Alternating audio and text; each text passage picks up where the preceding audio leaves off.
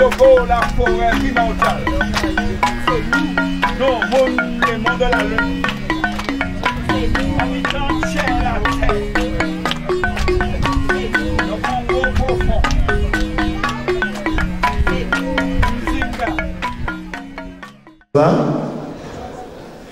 Bon, j'étais très touché par les exposés de ceux qui m'ont précédé. Je voulais rendre hommage à ces femmes de Martinique qui ont, envers et contre tout, maintenu les traditions et rendu la dignité aux femmes. Enfin, on a un discours qui restitue le costume martiniquais dans son paradigme, qui est un paradigme africain. Et c'est un travail de recherche remarquable. Dommage que nous n'ayons pas suffisamment de temps pour tout exposer.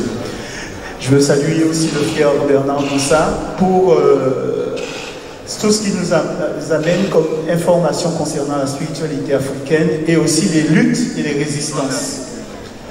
Ce soir, je vais vous présenter un thème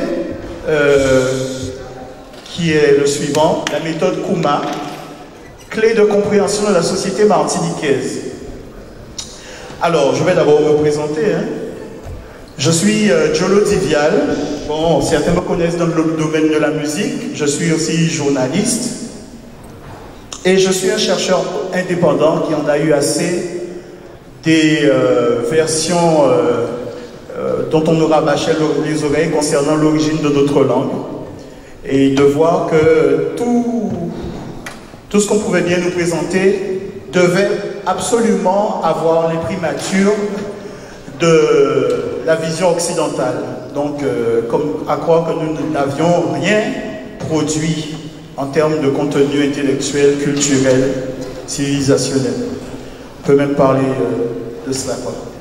Et donc, j'ai produit en décembre 2017 cet ouvrage qui s'intitule Wuchikam, origine égyptienne de la langue dite créole.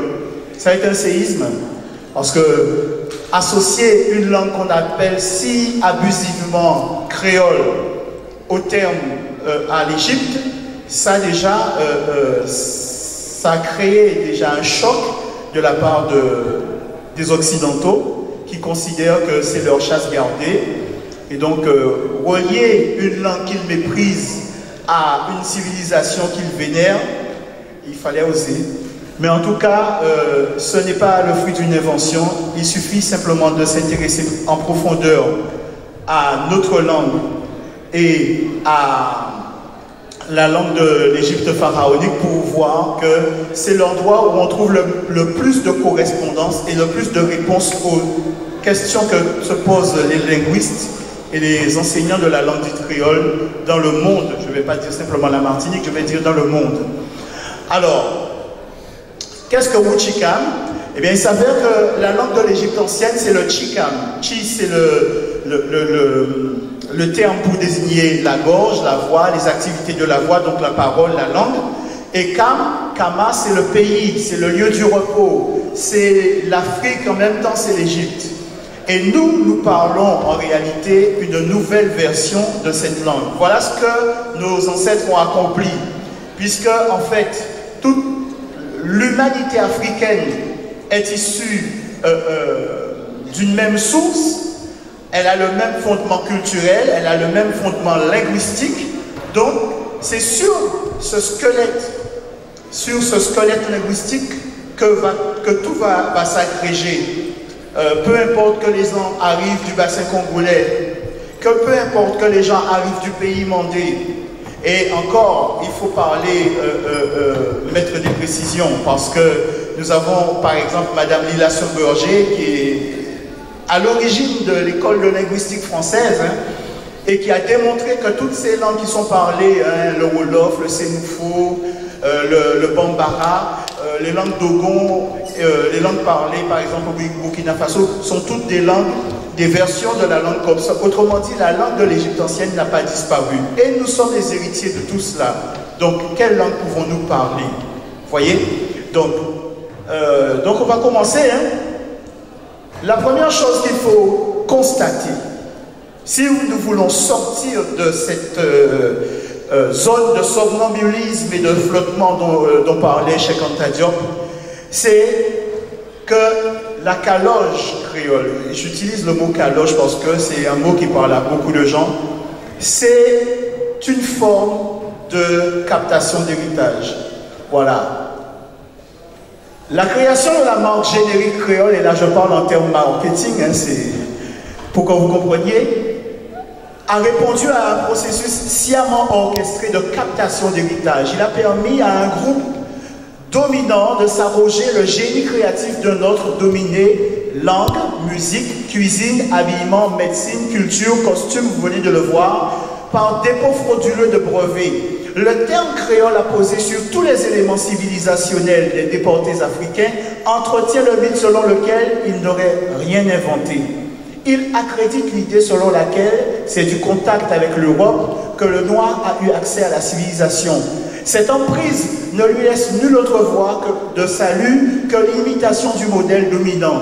Ce système de confusion garantit que l'afro-descendant perd de pied et valide génération après génération l'idée qu'il est génétiquement incapable.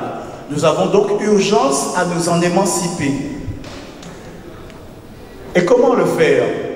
Il faut sortir de la caloche créole.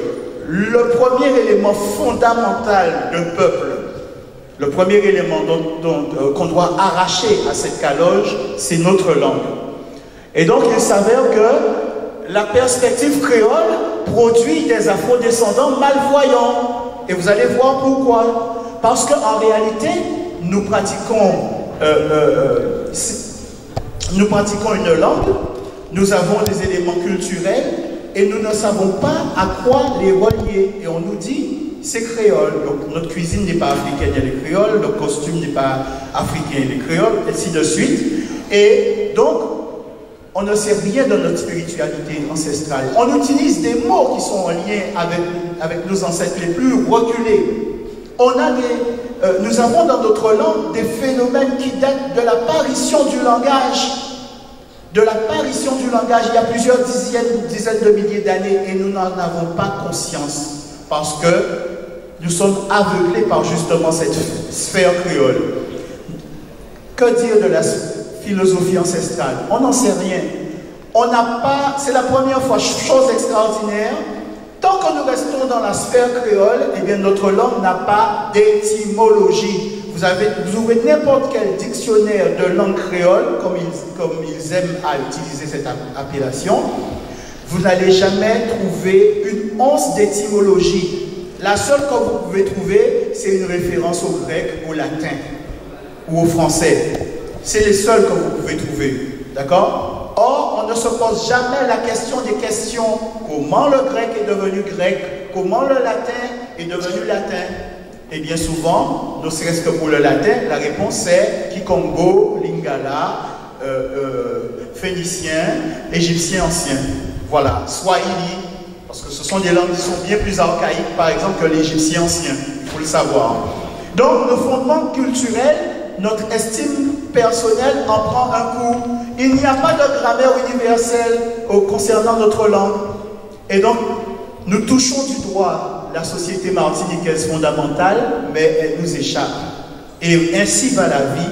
Voilà comment, de notre naissance au jour où nous nous apprêtons à renaître, eh bien, nous traversons la vie et nous traversons notre société. Donc, nous devons impérativement effectuer un changement. Et c'est M. Descartes qui va nous servir de guide. Parce qu'il nous dit ceci, pour atteindre la vérité, il faut une fois dans la vie se défaire de toutes les opinions qu'on a reçues et reconstruire de nouveau tout le système de ses connaissances. Si nous n'acceptons pas de sortir de la caloche créole, nous ne comprendrons jamais la richesse, la beauté, la profondeur, la spiritualité, la cohérence de la société martiniquaise. Ça, c'est fondamental. Donc, acceptons de nous déshabiller, d'accord? Et voyons les choses autrement. Notre langue est une authentique langue bantoue. C'est une authentique langue bantoue. Pourquoi? Eh bien, si nous sommes des descendants d'Africains, la langue que nous parlons doit pouvoir répondre aux règles de grammaire des langues bantoues. D'accord? C'est logique. Donc, pourquoi on n'essaie pas de vérifier? Je vous propose de vérifier. Regardez. Alors, vous avez M. Harold Johnson, qui est un linguiste qui est de l'université de Philadelphie, et il dit ceci. En linguistique, un phénomène appelé sémantaxe se rapporte à la façon dont les locuteurs d'une langue analysent leur réalité et les transforment en mots et en phrases. Autrement dit, c'est la nature qui apprend à l'homme à parler. Il observe, il traduit les sons, il observe le fonctionnement de la nature et le traduit dans son quotidien et s'efforce de s'y conformer. Donc, M. Jean-Claude Boly soutient fondamentalement que c'est la sémantaxe qui détermine en dernier ressort si un groupe de langues est apparenté ou non. Bien que nous puissions emprunter du vocabulaire assez librement dans notre sémantaxe, la logique interne de la façon dont nous lions les idées aux mots est la moins susceptible d'être empruntée parce que c'est un paradigme. Cela veut dire que peu importe qu'un peuple soit amené à changer de langue au cours de son histoire, sa pensée symbolique, sa façon de voir le monde ne disparaît jamais. Et même avec la langue d'un colonisateur, il continue d'organiser les mots de son vocabulaire selon sa pensée symbolique ancestrale. Et c'est ce que nos ancêtres ont accompli. Ils ont intégré un lexique français, mais ce lexique français-là, ils l'ont ordonné dans la logique de leurs ancêtres. Donc on ne peut pas parler de langue d'origine française concernant la nôtre, d'accord? Et voilà ce que dit M. Jean-Claude Boly qui cite Harold Johnson. Et il parle de tous ceux qui parlent notre langue. Alors là, il prend le cas de la Guadeloupe, mais je vous dois une précision. M. Jean-Claude Boly a épousé une Guadeloupéenne et il a écrit ce livre qui est le livre le plus sérieux concernant l'origine des langues africaines, d'accord? C'est un livre qui est assez volumineux, il fait plus de 850 pages. Mais c'est le livre le plus sérieux qui donne une claque à tous les faussaires. Les linguistes faussaires, là, ils ne tiennent pas la route devant lui. Voilà ce qu'il dit à propos de nous. Voilà. Ce qui est extrêmement frappant, c'est qu'il y a un type de sémantaxe qui ne se retrouve dans aucune des langues africaines actuelles. Par exemple, pour dire que quelque chose est mauvais, ils disent que c'est vieux, un vieux temps pour un mauvais temps, une vieille note pour une vieille mauvaise note. J'ai eu beau étudier et j'ai comparé plusieurs langues, je n'ai pas trouvé. J'ai été surpris de le retrouver en égyptien ancien. Et là, je suis tombé des nues. Cela veut dire que la sémantaxe utilisée dans la langue créole en Guadeloupe, mais aussi en Martinique et partout où cette langue est parlée, était utilisée depuis longtemps par des Africains, aussi bien dans l'Égypte ancienne que dans une partie de l'Afrique de l'Ouest, où une telle sémantaxe a depuis disparu, mais a survécu en Guadeloupe, donc ici aussi. Les deux seuls endroits où cela a été pratiqué, c'est l'Égypte ancienne il y a 4000 ans, et dans les Antilles, de l'autre côté, de nos jours. Voilà. Voilà. Donc ça veut dire quoi? Ça veut dire que les éléments fondateurs de notre langue sont à rechercher dans la vallée du Nil. Et nos éléments culturels peuvent être retrouvés dans la vallée du Nil. Ça veut dire qu'on a des annales qui nous permettront de restituer la société martiniquaise fondamentale sur cette base, puisque nos ancêtres de la vallée du Nil écrivaient. Et donc sur cette base-là, on peut comprendre et identifier les sources de nos pratiques culturelles. Donc, on peut déjà commencer à répondre à cette question. Pourquoi autant de formes de notre langue maternelle dans le monde? Notre langue ne fonctionne pas comme les langues européennes. Elles appliquent les règles de grammaire des langues africaines et des langues bantoues. Quelle est la première? Eh bien, c'est la permutation régulière de la consonne préfixe. Les consonnes mutent dans les langues, d'une langue à l'autre, mais ce sont toujours les mêmes mots. Ce sont toujours les mêmes mots. Et souvent, c'est la première consonne qui mute. Donc voilà pourquoi, si je suis en Guadeloupe, je peux dire Kaofé. Je peux dire ici Saofé. le sens est préservé. Voilà la règle. Permutation régulière de la consonne préfixe sans changement de sens. Voilà pourquoi je peux dire en ja mangé à Pointe-à-Pitre, en da mangé à Grand-Bourg de Marie-Galante et ici à Fort-de-France en za mangé sans que le sens ne change. Ce qui a changé, c'est la permutation, c'est la consonne qui a changé. Et ça, c'est fondamental et vous allez comprendre jusqu'où ça va. Donc, ceci nous entraîne sur une notion fondamentale aussi qui est la notion de langue à classe. D'accord? La langue à classe, c'est quoi? C'est une langue dans laquelle on peut identifier le démonstratif de l'égyptien ancien pou. Et ce démonstratif de l'égyptien ancien pou, eh bien, il va connaître des mutations de sa consonne préfixe sans perte de sens. Et c'est ce que nous avons ici pour le Wolof, parce que c'est le démonstratif pou va devenir bou, mou, sou, wou, kou, gou, djou, you, sans que le sens ne change. Voilà. Et est-ce que notre langue obéit à ce système? Eh bien oui, parce que regardez, je peux dire à l'île Maurice, Poumo pour dire le mien, d'accord? En Guyane, Poumo pour dire le mien. À Haïti, eh ce pou devient un pas, donc pas moins. Et je dis encore la même chose, hein, le mien. Ou alors en Guyane, je dis mot pas. Ensuite, en Guadeloupe, je peux dire tant moins, le sens est le même. Tamoyan ici, le sens est le même. Tamo en Guyane, le sens est le même. Samoin à Dominique ou ensuite à Sainte-Lucie, le sens est le même. Amoin ou Tamoin à La Réunion, et le sens est le même. Et le sens est le même. Nous parlons une seule et même langue avec des variantes différentes parce que les territoires sont étendus. Et même ici en Martinique, je parie que ceux qui habitent le sud et ceux qui habitent le nord n'ont pas la même façon de poser les intonations. Et c'est tout à fait naturel parce que c'est un phénomène humain et qu'on retrouve dans les langues africaines en tout cas. Voilà. Donc, regardez, pour le démonstratif égyptien, pas, d'accord, par exemple, voilà encore un autre, après pou, pas, et bien vous voyez que la consonne préfixe but et on a pa, ba, ta, la, sa, avec lesquels je peux construire, comme pour notre langue, les démonstratifs, d'accord? Avec les démonstratifs de l'égyptien ancien, je construis les possessifs, d'accord? Donc, je peux dire paille, le sien, baille, le sien, taille, le sien, laille, le sien, saille, le sien, les siens. Vous voyez? Et c'est la base, c'est ce démonstratif de l'égyptien ancien qui veut dire ce, cette, celle. Et en réalité, ce pas-là, c'est l'aile de cette volaille. Et c'est aussi le registre du vol. Voilà pourquoi le script vous montre un oiseau en train de s'envoler.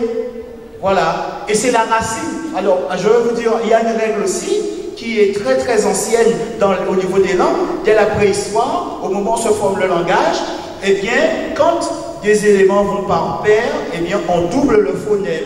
D'accord? Conséquence, ne cherchez pas dans le français l'origine du mot pépa qui désigne la sandale. D'accord? Parce que pour nos ancêtres, une sandale, un côté de sandale, ça ressemble à l'aile d'un oiseau. D'accord? Et donc, quand vous avez une paire de sandales, pour dire une paire, vous dites papa. Mais comme on appuie à ce moment-là le premier phonème par rapport à l'autre, donc le papa, c'est ce qui va nous donner pépa plus tard. Et ça n'a rien à voir avec la légende qui veut que ce soit la sandale du pauvre et que ne pouvant pas s'acheter mieux, alors on ne peut pas donner pépa. Non, non, non, non. Vous voyez, on commence déjà à dépoussiérer notre langue. Vous voyez? Donc, j'en continue.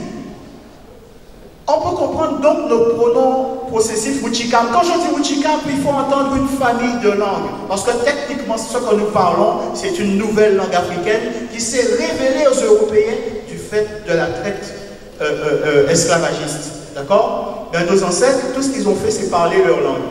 Voilà. Et puis petit à petit, ils ont intégré de force un lexique français. Voilà. Donc, alors c'est un peu difficile à voir, mais vous allez voir que par exemple, si je suis à Haïti, eh bien c'est ce démonstratif pas de l'égyptien ancien qui me permet de dire pam, pao, pali, panou, paou, payo. D'accord? À la Réunion, eh bien, comme il est tombé, je peux dire à moins, à ou, ali, à nous, azot, toutes. Voilà. Vous voyez? Et par exemple, à Maurice, eh c'est le démonstratif pour de l'égyptien ancien, pour dire pour moi, pour toi, pour lui, pour so, pour nous, pour autres, pour bonna. D'accord? Et qu'en est-il pour nous? Qu'en est-il pour nous? Eh bien, voyez, à la Martinique, eh bien, je vais dire par exemple, ta moyen, c'est le démonstratif, c'est ta moyen, ta oula, ta li, ta nouan, ta zodla, ta nouan. Et ici, par exemple, le son, toutes les voyelles de notre langue déclinent d'une consonne qui est la vénère simple sourde, d'une forme de N très très appuyée sur le palais. Et donc, on dit d'abord le en, le N, en, ensuite on arrive à en, et de en, on arrive à a. D'accord? Donc, c'est une évolution de la voyelle. Et donc, ici, on dit ton moins, tao, taï, ton nous, tazot, tayo. D'accord? Et en Guyane, on dit à la fois tamo, mais on dit aussi mot pas. Donc, vous voyez qu'ils utilisent tout à la fois le ta que le pas. Voyez? Donc, je continue. On peut comprendre les pronoms personnels. Hein? Voilà. Et c'est là où on se rend compte, parce que je vais vous expliquer. Voilà la clé qui démontre que notre langue ne vient pas de la langue française. Parce que, voyez-vous, à la deuxième personne du singulier, il y a une façon de dire tu quand on s'adresse à une femme et une façon de dire tu quand on s'adresse à un homme. D'accord? Et ça, le français n'en fait pas état. Et nous n'avons pas hérité ça d'eux. Voilà. Mais est-ce que nous avons ça dans notre langue? Vous allez voir que cette première personne, i, mi, correspond à je, en, m apostrophe, comme en Haïti, mi, man, moins, moué. Ensuite, le tout de l'égyptien ancien, c'est ce qui va nous donner le tout. Ensuite, le coup, c'est ce qui va nous donner coup, très anciennement, mais il n'en reste que quelques traces en Haïti. Le ou, comme ici, ou le ou, comme en Guadeloupe ou ailleurs. Voilà. Ensuite, le sou va donner le so, comme en Guyane. Le fi va donner le i, le li, le lu. Le nous n'a pas changé depuis des millénaires. Ensuite, le tien, c'est ce qui va nous donner le zo. Et ensuite, le sen, c'est ce qui va nous donner yo, ye. D'accord? Mais dire ça comme ça, si je présente le tableau, vous allez me dire, mais bon, vous fabulez un peu, monsieur. Il nous en faut un peu plus pour vous suivre. Et c'est là qu'intervient la méthode Kouma. Qu'est-ce que la méthode Kouma? La méthode Kouma, eh bien, nous permet de vérifier ces faits. Elle a été élaborée par Dibong Barimbok, qui est un historien, un chercheur. Il était très récemment en Martinique. Je sais qu'il a eu beaucoup de succès avec sa conférence sur l'origine et la fonction du carnaval. Eh bien, il s'est aperçu en interrogeant les textes des auteurs antiques, notamment Théodore de Sicile, que ce que l'égyptologie occidentale tient aujourd'hui pour le fondement même de la lecture, c'est-à-dire un alphabet, eh bien, ne correspond pas à la vision que les Africains avaient de la lecture de cette langue. Et que cette lecture repose sur l'homonymie, sur la métaphore. Donc, il y a dans une graphie, dans une graphie qui désigne un terme, un concept, un mot, vous pouvez avoir plusieurs dessins, mais chacun des dessins entretient un lien d'homophonie. Ils entretiennent ce lien d'homophonie ou d'homonymie entre eux. Voilà. Donc, voilà par exemple, pour désigner la calebasse, eh bien le scribe, il va dessiner la calebasse et il va mettre aussi ce poussin de caille pour être sûr que vous allez trouver comment prononcer. Et il s'avère en fait que pour l'égyptologie classique, eh bien, ils vont considérer que ça c'est la lettre K et ça c'est et ceci passe pour une semi-consonne, c'est-à-dire le son OU, et donc K plus OU, d'accord, donne coup. Mais l'Égyptien ancien, notre ancêtre, le scribe, ne fait pas comme ça. Parce que voyez-vous, la calebasse se dit coup, et le poussin de caille, le poussin se dit coup. Donc si vous ne savez pas, dans une graphie, si vous ne savez pas comment prononcer le nom du poussin de caille, mais que vous savez que ça c'est coup, et bien vous avez lu l'intégralité du mot. Ce n'est pas un alphabet. Et vice-versa, si vous savez comment prononcer le nom du poussin de caille et vous ne savez pas comment prononcer le nom de la calebasse, vous avez quand même lu le mot. Voilà. Et donc, bon, je ne vais pas toutes les faire parce que bon, le temps va nous manquer, mais voyez-vous, hein, voyez vous-même qu'il y a des correspondances. Et parfois aussi, le phonème est doublé. Coco, c'est la racine du mot coq, par exemple. Et vous pouvez passer en revue le nom des oiseaux de la Martinique et vous allez voir qu'il y a toujours cette persistance de la consonne K dans le nom des oiseaux. D'accord? Même la chauve-souris qu'on appelle quéquin, eh bien vous voyez que c'est une volaille malgré tout et elle porte ce nom-là. Et kou, eh bien vous voyez que par exemple dans les langues du Nigeria, eh bien déjà à cette époque, on dit oui. Donc, est-ce qu'on met des parenthèses à une origine amérindienne du mot oui? C'est ça la question. Ou alors on se pose la question, mais qui étaient les ancêtres des Kalinago qui sont venus, d'où ils venaient? Parce que s'ils ont cette information-là, c'est qu'ils l'ont bien prise quelque part. Ils l'ont hérité de leurs ancêtres qui venaient peut-être d'une région à une période très très reculée. Voilà. Et donc, il faut nommer ce qu'on voit. Et donc, voilà pourquoi, quand le scribe me met ceci, et il me dit que c'est I, et la convention de l'égyptologie me dit que c'est la lettre I, et que cela vaut pour je, mon, ma, mais, eh bien moi, je vais interroger. On me dit par exemple que ceci peut être remplacé par celui-là ou celui-là. Donc ici c'est une divinité, ici c'est un homme. Donc je vais chercher. Et ici, ceci vous le connaissez, c'est une fleur, c'est un pistil en fait, on flèche corne. Et donc je vais chercher le nom du pistil. Et je retrouve déjà mon moins. Vous voyez? Moi si, oui. Donc, je vais chercher aussi, et je vais m'apercevoir que ceci est fondé sur le concept d'unicité, le chiffre 1. Donc, pour dire unique, on dit moya, on dit moué, on dit moui, on dit oué, on dit jimoué. Bon, mais ceci repose sur le chiffre 1, oué, oui. Et quand on a one, par exemple, en Guyane, eh bien, c'est exactement comme ça que nos ancêtres prononçaient. Voyez-vous? Et donc, on a déjà le mot aussi, le mot guyanais, voyez? Donc, et dire ça aussi, c'est comme le scribe nous dit qu'on peut le remplacer par l'image du divin, et bien on s'aperçoit que le roi ou l'empereur, le chef, le divin, et bien c'est moiné, racine de moins. Ensuite, mani, comme man, ça fait, man là, voyez? Donc, c'est les noms pour désigner le roi, le chef, sont aussi dans ce même registre. Et quand je dois désigner, alors ici je vais y aller, si je dois désigner la divinité, eh bien vous voyez qu'en Swahili, Mwenye Zimungu, ça veut dire Seigneur Dieu, ou Mwenye. Donc on peut extraire, vous voyez, donc on commence à sortir de la caloche créole.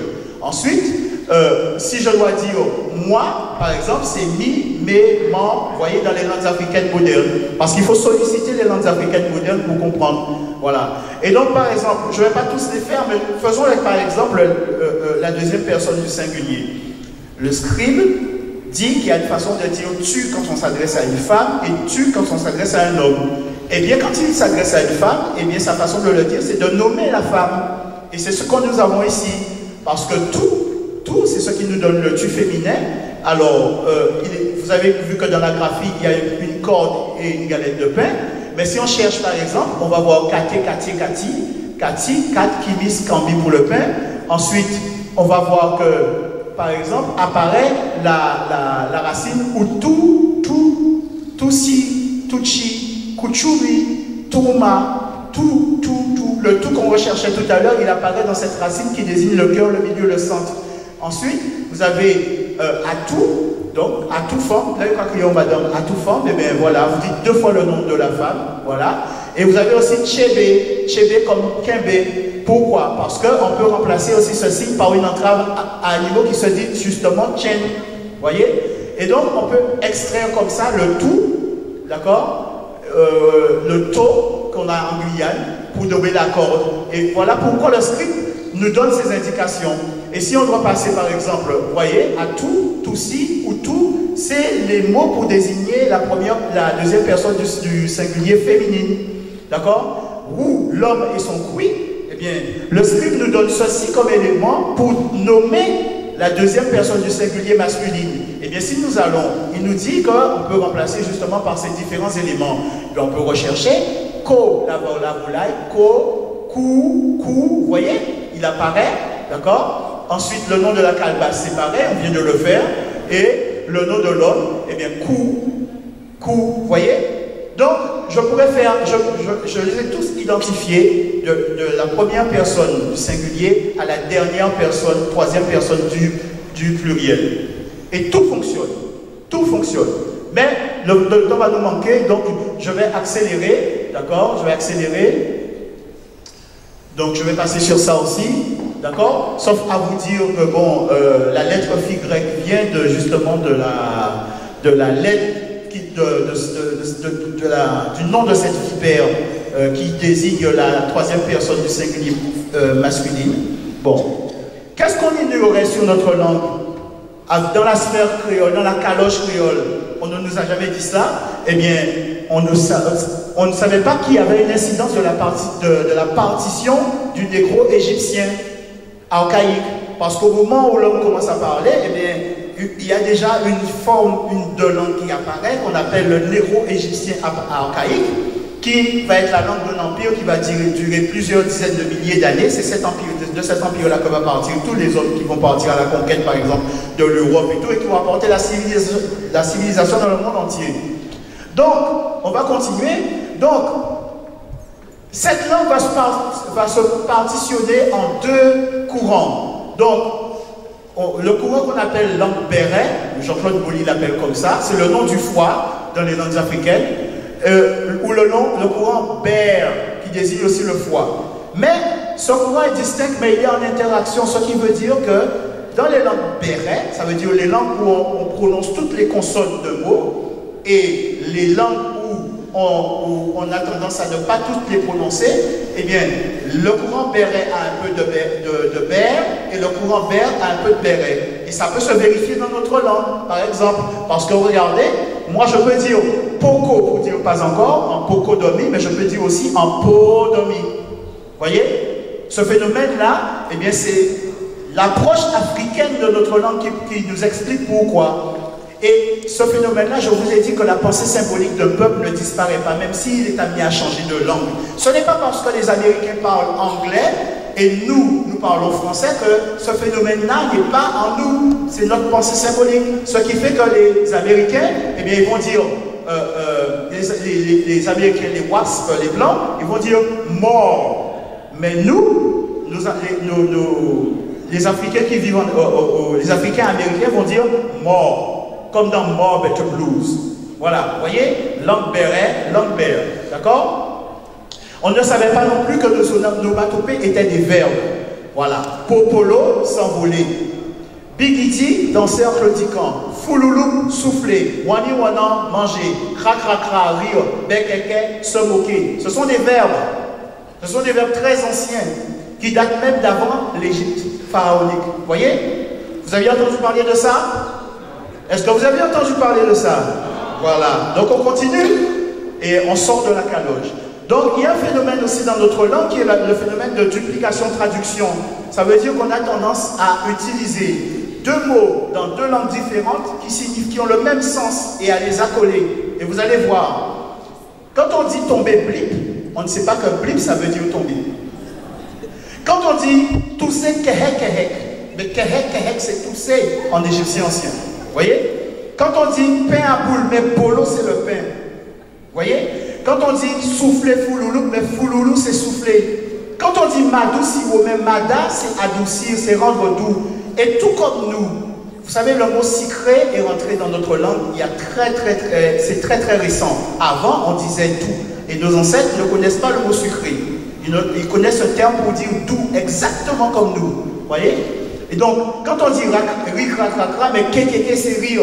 Quand on dit fondre pack en pack, mais paka c'est débiter en morceaux. Et quand on dit entrer djouk, mais djok c'est pénétrer, entrer. Vous voyez? En langue bassa notamment. Et si mes souvenirs sont bons, en wolof aussi. Ou alors il y a une forme qui est voisine. Voilà. Donc, vous pouvez vérifier, mais on peut retrouver l'origine de nos pronoms. On peut retrouver l'origine de l'article indéfini yon. Moun pas fait tel bitin, moun pas dit ça. Yon passé par là, yon fait ça. Bon, on peut le retrouver. Usage des pronoms suffixes. D'accord? Usage des démonstratifs neutres singuliers. Si je parle français, je dois dire cette salle-là. Mais nous, ce n'est pas habituel. Ce n'est pas notre façon de parler.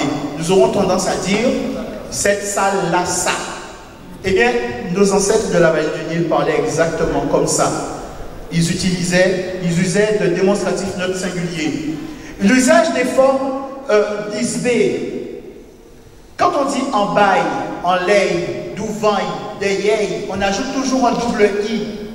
Et ce double i là, il se retrouve largement dans en égyptien ancien. Quand on dit mimi, eh bien la formule existe telle qu'elle. D'accord? Telle qu'elle en égyptien ancien.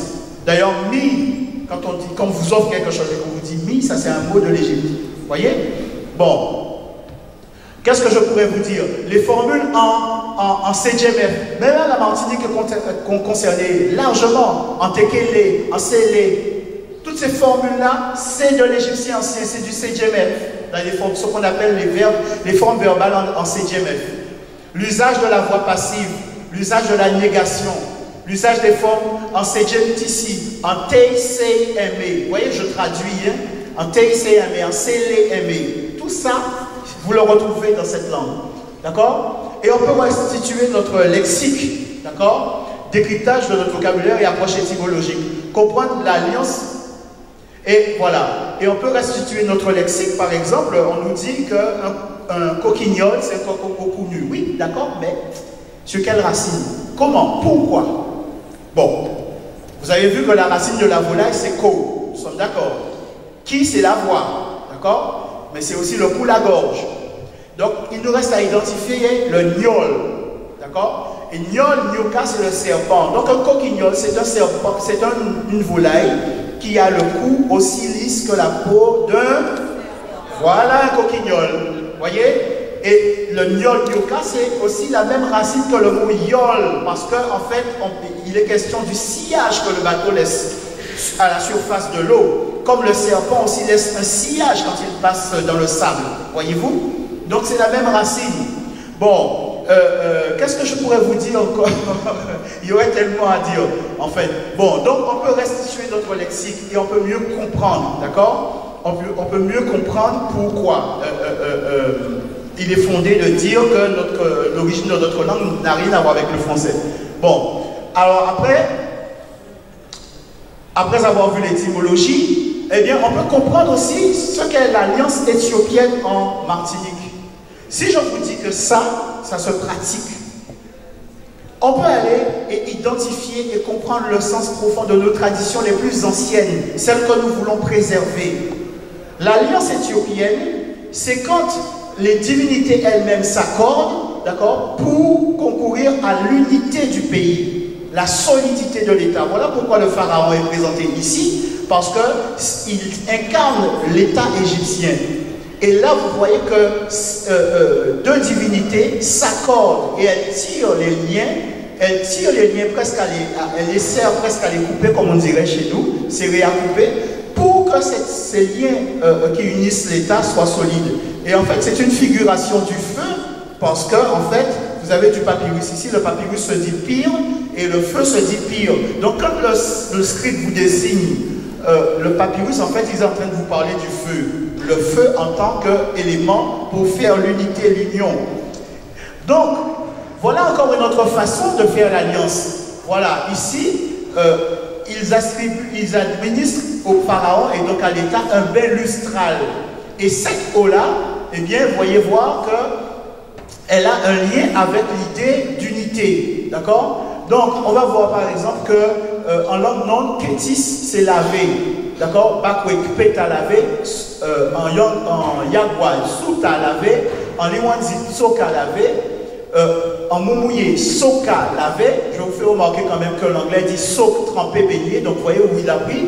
Et ce même Kétis lavé, eh bien, c'est le mot du poumon, parce que ici, vous ne le verrez pas tellement bien, je vais vous le montrer tout à l'heure, mais le mot du poumon est aussi pour les Grecs le mot laver, rincer, purger. D'accord? Et donc, on fait taire les différents, on s'unit pour garantir l'unité de l'État. C'est un peu cette idée qui est véhiculée. Et vous allez voir ici, voilà le poumon autour duquel il se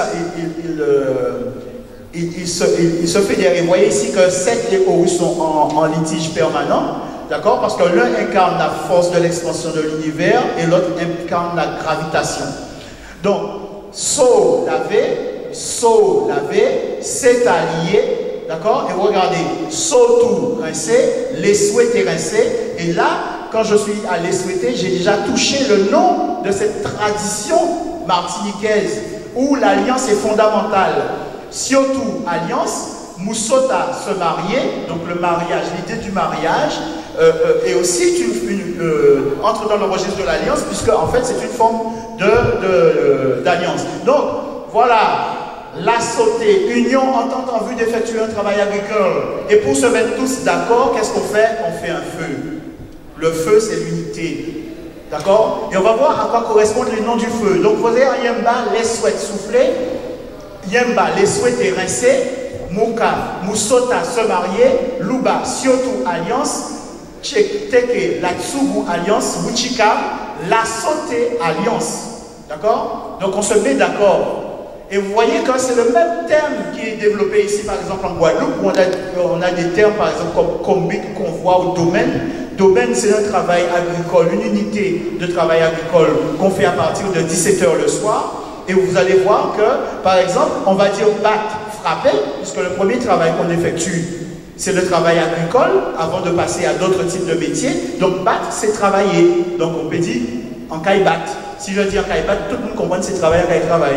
D'accord? Donc, battre, travailler, battre, frapper, kaba, frapper, en qui paraît, en bangalakou, beta, frapper, ou chikam, kabat, qui travaille, comme ensemble, bété, frapper, travailler, comme bété, combit, travailler ensemble.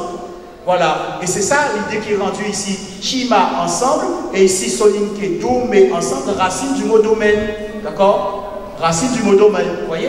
Bon, je continue. Et donc, vous voyez que les mots du feu, ti a feu, ti est feu, ti feu, si est feu, té feu, ce sont des mots aussi pour dire coller. Voilà ce qu'on a ici. Ti a collé, ti a collé, ti est collé, si a collé, ti a collé. Et je fais remarquer que l'anglais dit fil, qui est un peu une forme qui ressemble au nom du feu dans les langues africaines modernes, et taille, serré. Ce sont des mots voisins. Vous voyez? Et donc, on peut regarder aussi le registre de l'union dans notre vocabulaire de tous les jours. C'est on l'emmène qu'à laver l'autre. Pourquoi c'est on l'emmène? Parce que c'est aussi le registre de l'eau qui fait l'alliance. Et les mains travaillent conjointement, donc elles font alliance. Vous voyez? Serré, collé. Eh bien, c'est ce que vous avez vu tout à l'heure. Serré, collé. C'est ça, serré, collé. Coller, serré. Être unis l'un à l'autre, ne faire plus qu'un. Tête, collée, l'union. Tête, coller, tête. S'unir, faire alliance. Coller, coller. Union solide. Tête ensemble. Union solidaire, alliance. Poche et robe, unis comme les coutures du vêtement, parce que le registre de la couture, c'est le registre aussi de l'unité de l'État. Et le roi est vu comme le grand couturier, parce que sa mission, c'est de garantir que les coutures de l'État restent stables, restent solides. Voilà. Et quand vous avez des gens qui s'appellent, par exemple, Méfon ou Mfoumou, ou comment dirais-je, alors il y a un autre nom aussi, Fumon. Eh bien, il faut savoir que ce sont des noms qui sont attribués généralement aux lignées royales et que c'est le registre de la couture. Voilà. Donc, je continue. Si vous avez compris ce travail d'union et qu'on se met d'accord pour travailler, vous pouvez comprendre la notion qui est développée aujourd'hui par certains de nos psychologues ou psychanalystes du fanchouisme, où ils disent que n'est pas les avancé. C'est beaucoup plus subtil que cela en fait. Parce qu'en Afrique, on fait tout ensemble. On travaille ensemble, nous avons la scène ensemble, nous avons fait la fête ensemble, l'union mode, nous tout appelons là ensemble. Donc, quand cette société se retrouve télescopée par une société individualiste qui envoie chaque enfant à l'école et qui décide que la réussite dorénavant sera individuelle, c'est une trahison de la loi de la communauté. Et la riposte ne tarde pas. Donc quand on parle de fanchou, il faut comprendre que ceci repose sur ça. C'est-à-dire que nous sommes une société qui ne sait pas réussir individuellement. La réussite individuelle, ce n'est pas une réussite. C'est la réussite collective qui est réussie pour nous. Dans notre pensée symbolique, c'est ça. Et donc voilà pourquoi il y a tous ces relents de jalousie qu'aujourd'hui on théorise sous le nom de fanchouisme. Bon, donc je ne voulais pas être trop long, mais je vais dire quand même que nous allons devoir resacraliser aussi nos traditions. Et je prends pour exemple le belay, le goka et la psychostasie. La psychostasie, c'est cette fameuse scène où, de la pesée des âmes en Égypte, où le défunt il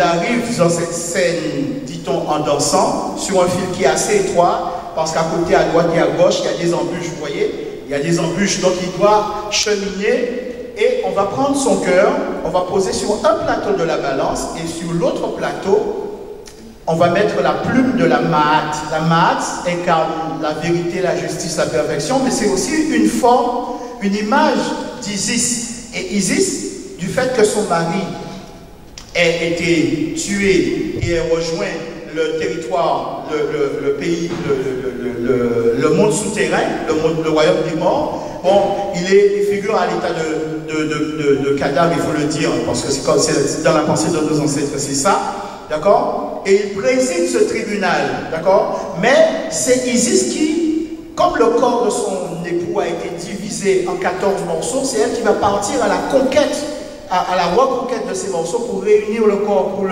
pour le reconstruire.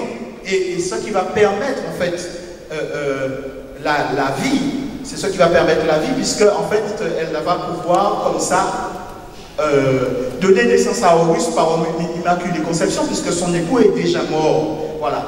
Et donc, cette fameuse scène de la psychostasie, c'est celle-là.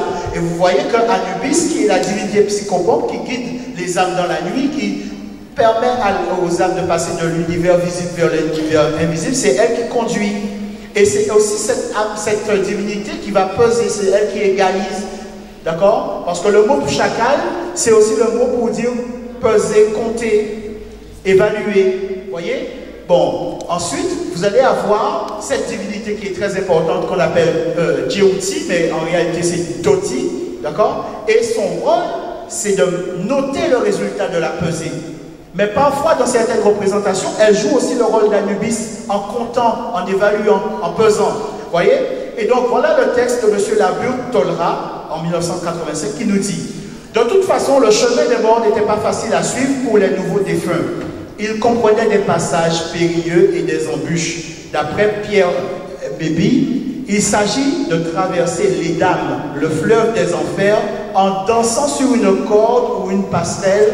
Un faux pas pouvait faire glisser et tomber le voyageur indésirable. » Donc, l'âme du défunt est assimilée à un danseur, et à un danseur qui se livre à un numéro d'équilibriste pour atteindre la place de la vérité.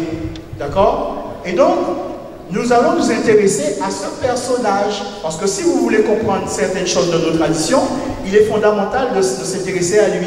Donc c'est un ibis. Et ici, là, le script nous dit déjà son nom, hein, parce qu'il suffit de, comme il met ici ce double trait, c'est une indication qui est en référence avec les langues africaines anciennes. Cela veut dire qu'il faut nommer 2 fois le phonème, d'accord? Donc Dodo, Toto, Toti, d'accord? Et ici, par exemple, on peut voir son nom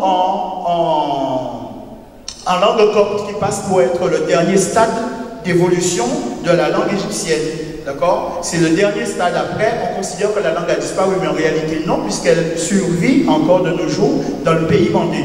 Voilà. Quand vous parlez Wolof, quand vous parlez Sénoufo, quand vous parlez Bambara, vous parlez de forme de langue copte. Donc la langue est encore là. Vous voyez, Hibi, Hibwi, Hip, Hep, c'est le nom de l'ibis en copte. Et vous regardez, Hip, Hep, c'est aussi le mot pour dire compter, calculer, estimer, calcul, compte. Vous voyez? C'est encore ce nom-là. Donc, regardez, on va retrouver dans les langues africaines modernes, Kina, jugé, évalué, Nikan, jugé, évalué, Kina, jugé, évalué. Mais regardez, on retrouve le registre de la danse, puisqu'on a en Teke Kina, dansé, China, dansé, Yina, dansé. Entre parenthèses, c'est la racine du mot begin. D'accord? Bon, parce que voilà. Et vous voyez que c'est Isis encore qui préside à ce registre-là. La danse, la musique, jouer de la musique. Voilà, c'est encore à cet art. Et voilà dans les langues africaines modernes, comment on dit danser. C'est la deuxième racine qu'on peut identifier en égyptien ancien. D'accord? Et on a Kubina, danser, cousine a dansé, bin a dansé, ibin a dansé, hibin dansé, et donc source probable de begin, danse, musique. Voilà. Donc, voilà. On commence à... ça n'a pas de lien avec l'anglais begin, vous voyez? C'est beaucoup plus profond que cela. Et donc, je reviens à mon ibis pour faire voir que qu'il y a un lien d'homophonie entre le bassa kumbi ibis, kumbi sigogne en chokwe, mais en Kinyarwanda, kumbi c'est le cœur, en Bamanan, kuma c'est l'ibis, d'accord? Mais il y a un lien entre l'ibis et le cœur. Bon, je n'ai pas le temps de vous montrer pourquoi vraiment, mais dans la graphie même, on retrouve ce cœur. Et on retrouve aussi le lion. Bon, alors, ici, regardez. Kumbi, ibis, kuma, ibis, kuma, koma, tambour, kumbi, tambour, ichikumbi, tambour. Mais c'est aussi le mot parole, kamba, parole, kuma, parole. Parce que pour nos ancêtres, et même ici, et chez nous aussi en Guadeloupe, on considère que le tambour a une parole. Le tambour a une parole. Vous voyez? Et donc, regardez, c'est aussi le mot pour dire écrire, comment écrire. Et donc, c'est exactement ce qu'il fait. Et donc, en fait, le scribe est en train de vous décrire dans quel registre se fait cette pesée. Voilà. Et donc, Kimbo, chanson, et vous avez encore toutes les déclinaisons pour nommer le tambour, tumba. Bon, tumba, aujourd'hui, on les appelle conga.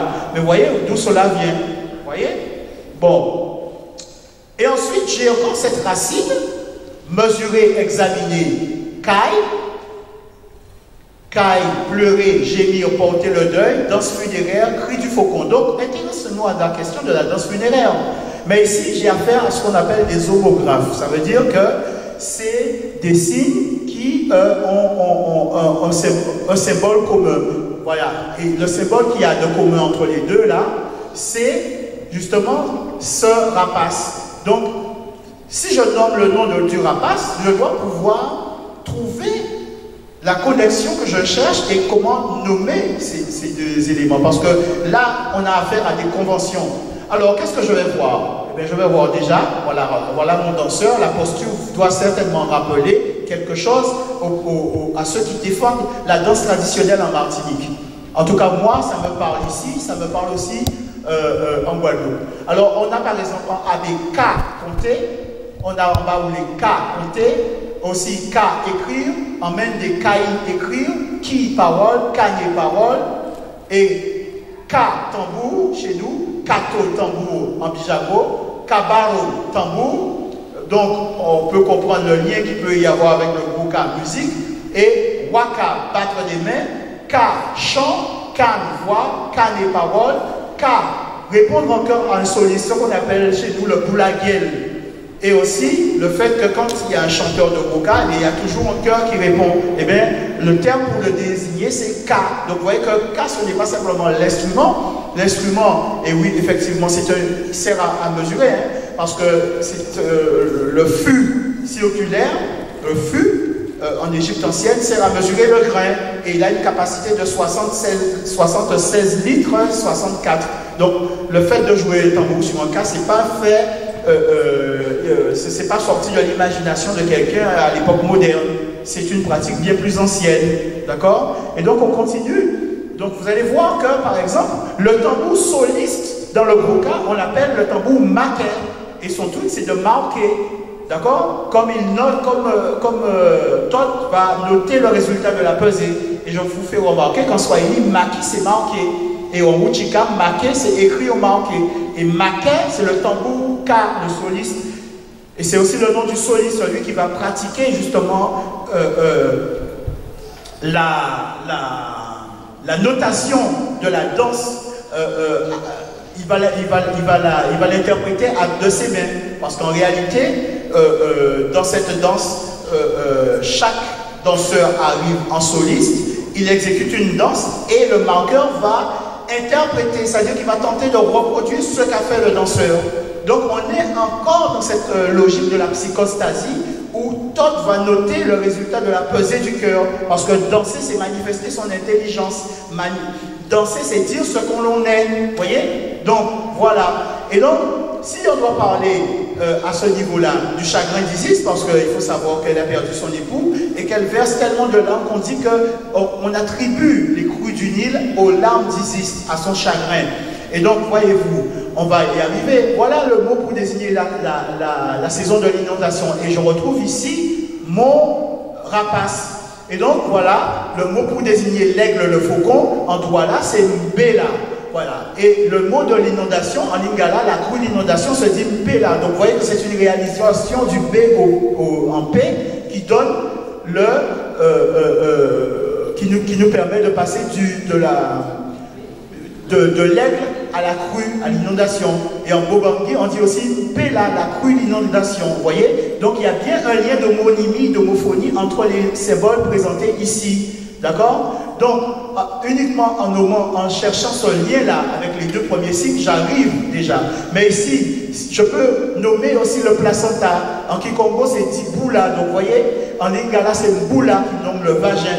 On est encore dans les parties féminines, on est encore dans le registre d'Isis. Lingala, Mboula, pluie, vous voyez. Et donc, de ça, on peut générer tout un registre. Voilà. L'embi, ça démoraliser, démotiver. Kolembe, défaillir. Bolembe, découragement. Lembe, la se taire. Lembe, la affection. Donc, le lembe, vous voyez que c'est intimement lié à l'Égypte. D'accord? Mais vous allez me dire, mais qu'en est-il pour la suite? Donc, voilà. Donc, Bela, on peut aussi comprendre pourquoi on dit Pela se taire. D'accord? C'est pas paix ici. C'est pas paix ici, hein, ça vient pas de là, ça vient vraiment du fait d'être démoralisé, démotivé, d'avoir goût à rien, qui sont les caractéristiques de quelqu'un qui a un limbé. Voilà. Et donc, limbé, peine de cœur, limbé, être découragé, démoralisé, démotivé en raison d'une peine de cœur. Voilà. Et comment on passe du limbé au gros poil? Eh bien, loin de jeter cette information en se disant que oui, gros, ça doit venir du français gros et poil de poil, et bien on va chercher à savoir comment nos ancêtres disaient le poil et pourquoi ils nommaient le poil pour parler justement de peine de cœur. Parce qu'il n'y a pas de... Comme ça, là, a priori, il n'y a aucune raison évidente pour dire que, bon, pour faire du mot poil, le mot qui désigne le chagrin. Eh bien, voyez-vous, ici, on a le poil, la coupe de cheveux au ras des tempes. Vous voyez encore les deux ailes de l'oiseau, hein, qui se dit bien. Enfin, c'est une convention. Voilà. Mais... voyez-vous, il a un homophone, il a un homographe, et ce mot-là, c'est pleurer, gémir. Voyez? Donc, le mot pour désigner le poil, voyez ici, le mot pour désigner le poil, eh bien, c'est aussi le mot pour dire pleurer, gémir. Et c'est aussi le mot pour désigner la veuve, la femme qui pleure, la femme qui gémit. Et quelle est cette femme? C'est Isis. Voyez? Donc, le mot gros poil a un fondement. Et il faut interroger le mot, même s'il a muté et qu'il est devenu un mot français, eh bien, il faut s'interroger dans les langues africaines modernes et en égyptien ancien, le mot poil pour comprendre cela. D'accord? Et donc, maintenant, je vais revenir à mon rapace. Et je m'aperçois ici que j'ai Mbela aigle, Mbera aigle. Nous sommes toujours dans le registre de la chanson funéraire que nous avons vu, de la danse funéraire que nous avons vu tout à l'heure. Et voilà. Ensuite, je vais avoir Boula frappé, Pola frappé, Boula cassé, Boula jouer d'un instrument, mais Boula tambour. Voilà. Et Béli, c'est la plume, mais la plume, c'est Isis aussi. Nous sommes toujours dans le registre funéraire. C'est la plume qu'on pose de l'autre côté de la balance pour évaluer le cœur. Et donc, on arrive à Bélé. Bélé, plume, qui est la plume de la Mahat. Et Bélia, danse funéraire. Bélé, danse, musique, rythme. Vous voyez? C'est bien plus que origine française qui ne nous mène à rien. Il faut sortir de la caloche créole. Vous voyez? L'urgence de sortir de la caloche créole. Donc, voilà nos danseurs. Voilà nos danseurs. Et on est dans un registre de célébration et qui peut toucher aussi le domaine funéraire. Voilà pourquoi il y a le Bélia. Et donc, si on doit étendre cela et vérifier vraiment que cette notion de pensée symbolique touche tous les peuples au-delà afrodescendants, au-delà de la langue du colonisateur qu'il parle, d'accord? Qu'il s'agisse du français, de l'anglais, de l'espagnol, du hollandais, de tout ce que vous voulez, du portugais, eh bien, je vous fais remarquer que par exemple, voilà M. Jacques Blackmore, qui était la star des années 60, voilà, Bourreau des cœurs, qui chantait les chansons douces, voilà. Et il y avait une chanson qui s'appelait Kodina Tumbele. Et en Pongwe, on a Godina dansé, Kodina dansé, Tumbele danse, Kodina Tumbele, dansons le Tumbele. Voilà. Donc c'était un petit parallèle à l'actualité assez récente. Et voilà maintenant où cela nous mène. Parce que, regardez, on a le Yao Samba à danser, et le Brésil a une danse qui s'appelle la... On a le Dalo qui dit merengue danser, et en Saint-Domingue on a le... Et les anciens, ils disent merengue ou ils disent merengue? Donc vous voyez qu'ils sont plus proches de la racine initiale du mot. Ensuite, on a en Moka le soukou danser, en Congo c'est le soukous, d'accord? Ici, Boufidji Koulonda danser, Anti Kalonda danse, et ici Koyo Ibina danser, Guadeloupe Bigin danse. Voilà. Je peux dire Guadeloupe, je dis Guadeloupe, mais je peux dire Martinique, Guyane, partout elle est pratiquée. Voilà. Hein? Là, c'est du chauvinisme, mais si vous vous interrogez, non, je veux dire très sérieusement, il faut interroger la pensée symbolique pour comprendre. Voilà, c'est ça. Voilà, voilà. Si je dis Guadeloupe, c'est parce que c'est fondé. Ce n'est pas pour une captation d'héritage où je n'aurai rien à gagner. Vous voyez? Mais il faut mettre en avant la pensée symbolique pour comprendre pourquoi. Voilà. Bon, mais en tout cas, nous la partageons. Voilà. Donc, voilà ce que je voulais vous dire. Merci à tous.